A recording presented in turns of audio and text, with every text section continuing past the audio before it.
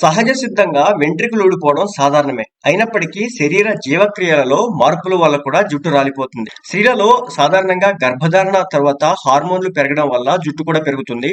ప్రసవానంతరం హార్మోన్లు తగ్గి అందులో అసమతుల్యత కారణంగా ప్రసవం తర్వాత 6 నెలల వరకు జుట్టు ఎక్కువగా రాలిపోతుంటుంది. స్త్రీలలో అధిక ఋతుస్రావం వల్ల కూడా ఐరన్ లోపంతో జుట్టు రాలిపోవచ్చు. శరీరంలో తలపై ఉన్నటువంటి జుట్టు మొత్తం రాలిపోతే అలోఫిషియా టోటాలిస్, శరీరంపై వెంట్రుకలన్నీ రాలిపోతే అలోఫిషియా యూనివర్సలాలిసిస్ అంటారు. ఒక్కోసారి ఏ కారణం లేకుండా తలలో ఒక భాగంలో జుట్టు ఊడిపోయి మచ్చలు ఏర్పడుతుంది. క్రమంగా తలలో ఇతర భాగాల్లో కూడా ఇలా జరగవచ్చు. దీన్ని అలోఫిషియా ఏరియేటా అంటారు.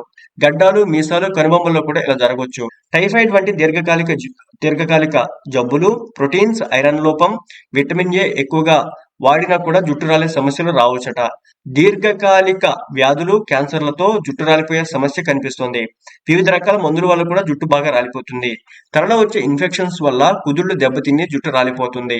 రకరకాల మందుల వల్ల కూడా జుట్టు రాలడానికి సమస్యలుగా మారుతుంది. జుట్టును బిగుతుగా కట్టడం, షాంపూలు అధికంగా వాడడం వల్ల కూడా జుట్టు రాలిపోతుంది. ఎక్కువగా దువ్వినా కూడా జుట్టు కుదుళ్లకు నష్టం కలుగుతుంది. దువ్వెన దంతాలు మృదువుగా ఉండాలి.